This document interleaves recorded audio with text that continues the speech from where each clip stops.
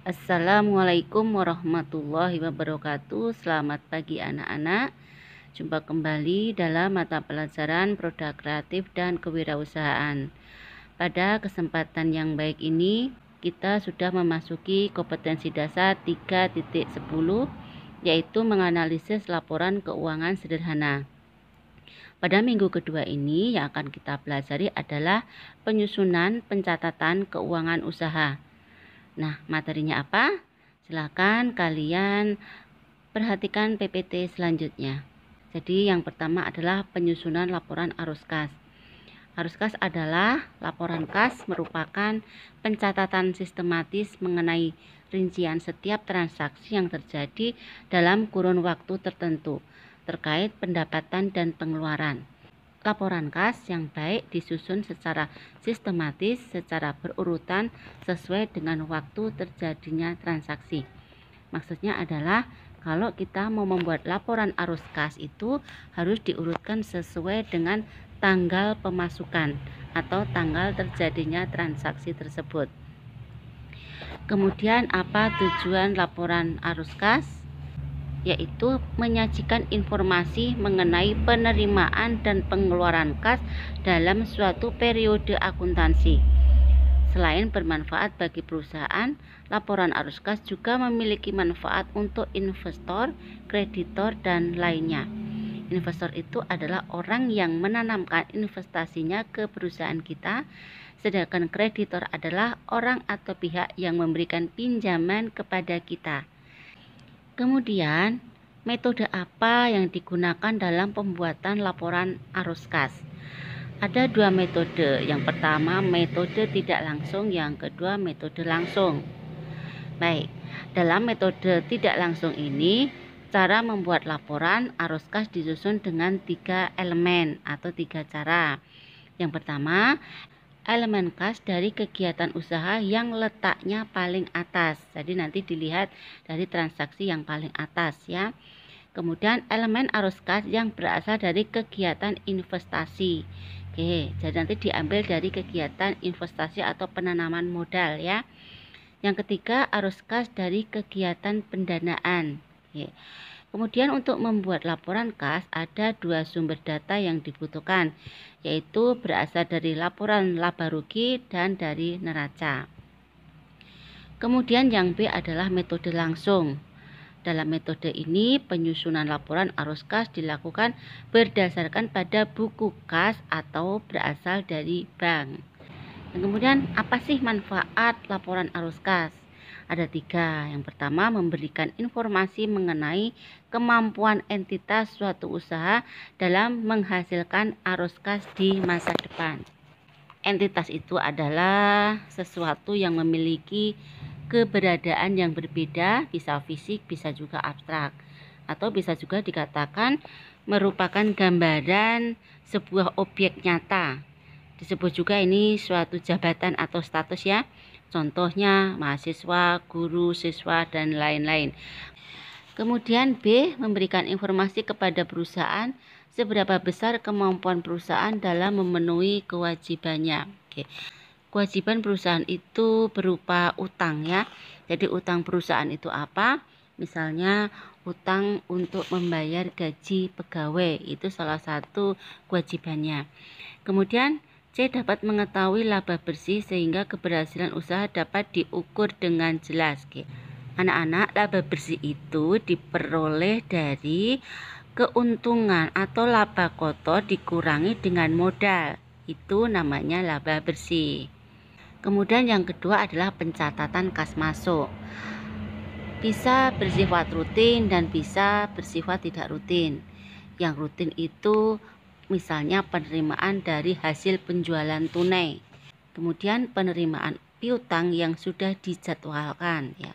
Kemudian yang bersifat tidak rutin ini misalnya penerimaan pendapatan AdSense. Nah, AdSense ini adalah program kerjasama periklanan melalui internet. Kemudian penerimaan modal saham, penerimaan pinjaman, dan penerimaan bunga. Yang ketiga, pencatatan kas keluar. Ini juga bersifat rutin dan bersifat tidak rutin.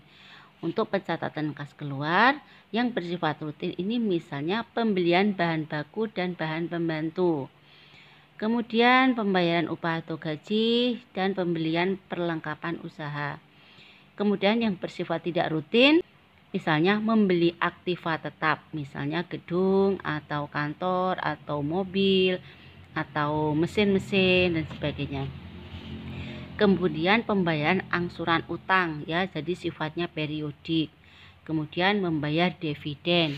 Dividen itu adalah bagian dari keuntungan perusahaan yang dibagikan kepada pemegang saham. Jadi keuntungan yang harus diberikan kepada pemegang saham karena dia sudah menanamkan saham di perusahaan itu namanya dividen. Yang keempat adalah pencatatan utang dan modal. Apa itu utang? Utang adalah segala hal yang dipinjam, baik berupa benda maupun alat pembayaran. Ya, seseorang atau badan usaha yang meminjam disebut debitur, sementara pihak yang memberikan utang disebut kreditur. Kemudian modal. Modal adalah hak milik dalam aset usaha tersisa sesudah dikurangi utang. Oke, gitu ya. Jadi modal itu adalah aset dikurangi utang, sama dengan modal. Kemudian ada jenis-jenis utang. Ini ada 3 jenis. Yang pertama adalah utang lancar. Ini kurang dari 1 tahun. Misalnya utang dagang. Utang dagang adalah utang atau pinjaman yang digunakan untuk pelaksanaan perdagangan. Kalau utang wesel adalah disebut juga wesel bayar, yaitu perjanjian kepada kreditur.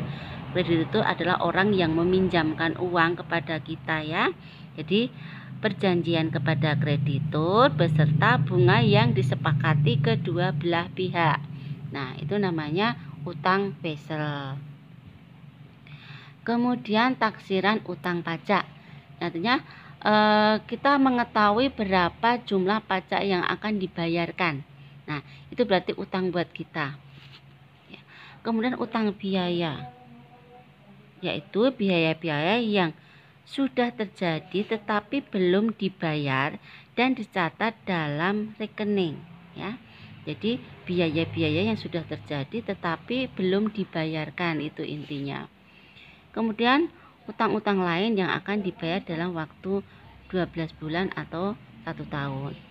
Yang kedua, utang jangka panjang, berarti pembayarannya lebih dari 1 tahun. Misalnya utang obligasi. Nah, apa itu utang obligasi? Yaitu surat utang bisa dibeli. Kemudian pembelinya itu mendapatkan keuntungan yang berupa bunga. Bunga apa itu? Bunga dari saham tersebut. Kemudian utang wesel jangka panjang. Nah, ini tadi adalah perjanjian dengan kreditur beserta bunga-bunganya tetapi jangkanya panjang, lebih dari 1 tahun. Yang ketiga, utang lain-lain. Ini utang di luar utang lancar dan utang jangka panjang. Jenis-jenis modal ini ada 5. Yang pertama adalah modal disetor, yaitu modal yang disetorkan oleh pemegang saham, bisa berupa modal atau bisa juga berupa saham, yaitu jumlah nominal saham yang beredar. Bisa juga agio atau disagio saham, yaitu selisih antara setoran pemegang saham dan nilai nominal saham. Yang kedua, laba ditahan. Laba ditahan adalah laba kotor perusahaan karena keuntungan ini masih ada di perusahaan dan belum dibagi-bagikan kepada pemilik saham. Jadi pemilik saham itu kan setiap bulan mendapatkan laba tuh. Karena laba itu belum dibagikan sama pemilik saham, berarti laba itu masih ditahan oleh perusahaan tersebut. Modal penilaian kembali, yaitu selisih antara nilai buku lama dan buku baru dicatat sebagai modal penilaian kembali. Anak-anak, ini maksudnya bahwa transaksi yang terdahulu disimpan atau dicatat dalam buku lama. Kemudian transaksi yang pada tahun sekarang atau bulan sekarang dicatat dalam buku yang baru. Maka jika ada selisih antara buku lama dengan buku baru, itu namanya modal penilaian kembali. Yang keempat adalah modal sumbangan, yaitu usaha memperoleh aset berasal dari sumbangan ya. Bisa berupa sponsor atau bisa berupa dari hibah.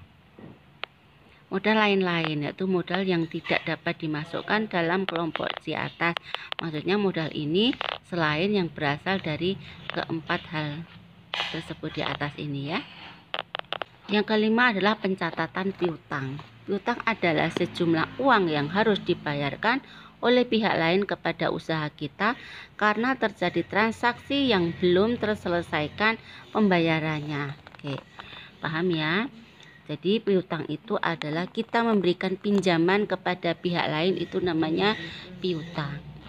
Kemudian metode pencatatan piutang yang pertama adalah metode konvensional, yaitu memposting ke dalam kartu atau piutang yang dilakukan secara transaksi penjualan kredit, kemudian transaksi retur penjualan, transaksi penerimaan kas dan piutang, dan transaksi penghapusan piutang.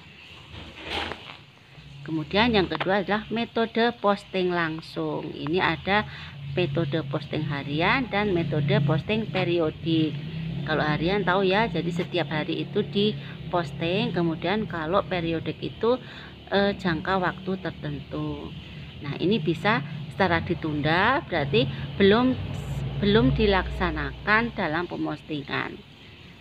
Kedua, penagihan bersiklus, artinya bersiklus ini bertahap. Tiga, metode pencatatan tanpa buku pembantu. Nah, ada berbagai macam jenis buku ya, tetapi ini posting langsung ini tanpa menggunakan buku pembantu. Kemudian yang empat, metode pencatatan piutang dengan komputer. Nah, ini mencatat piutang dengan menggunakan peralatan komputer gitu. Kemudian anak-anak, untuk lebih jelasnya kalian bisa membuka dan membaca buku paket produk kreatif dan kewirausahaan kelas 11 halaman 245 sampai 251. Demikian anak-anak PPT dari Ibu, silakan diputar-putar kembali agar lebih jelas. Kemudian jika ada pertanyaan silakan kalian sampaikan di grup WhatsApp pelajaran produk kreatif dan kewirausahaan. Nanti kita bahas bersama ya. Untuk materi pagi hari ini Ibu akhiri. Assalamualaikum warahmatullahi wabarakatuh. Selamat pagi.